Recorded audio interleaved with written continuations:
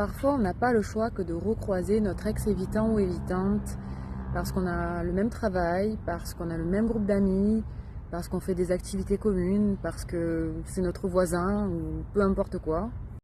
Le mieux est bien évidemment de ne pas recroiser cette personne, de tout faire pour ne pas la recroiser. Parce que quand vous recroisez cette personne, ça va vous réactiver quelque chose.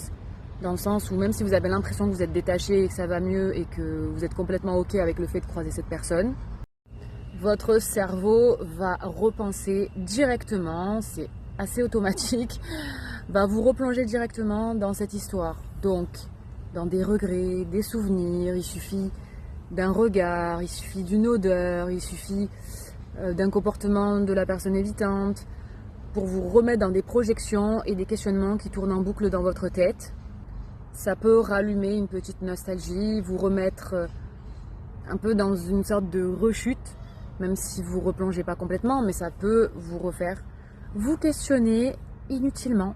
Si vous sentez que vous avez vraiment un gros détachement, que vous n'avez vraiment plus d'attachement pour cette personne et que limite vous la voyez comme une personne parmi tant d'autres, que c'est limite comme une personne inconnue, c'est le seul cas peut-être où vous pouvez la croiser quotidiennement. Je me fais attaquer encore par des bêtes, voilà, tout va bien. Par contre, si vous sentez que vous êtes quand même encore un peu dans un certain attachement et que vous y pensez encore un petit peu, je pense qu'il vaut mieux éviter de croiser cette personne. Si malgré tout vous êtes obligé de la croiser, et bien dans ce cas-là, il faut essayer le plus possible de ne pas avoir d'interaction avec elle, de rester assez loin, rester neutre, utiliser un ton cordial, par exemple si vous êtes obligé de la saluer, etc. Il faut essayer d'être assez détaché. En plus, le souci qui se pose, c'est que la personne évitante, des fois, va envoyer des signaux contraires. Donc des fois, elle va paraître complètement détachée, elle va vous faire ressentir de la froideur, du mépris, de l'indifférence, et forcément que ça va vous heurter, parce que vous allez vous dire que vous n'avez pas compté pour cette personne. Ce qui est faux, bien évidemment.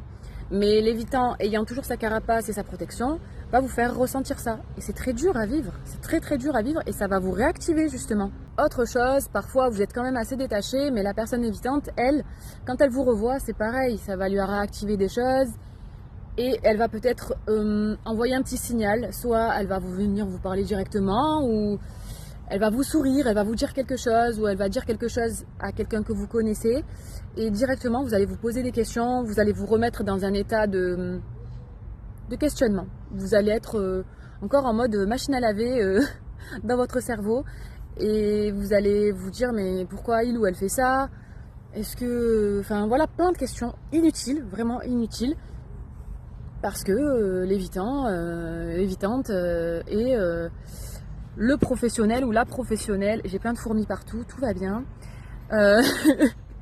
Encore des évitants, n'est-ce pas? Et le professionnel ou la professionnelle des signaux contraires, quoi.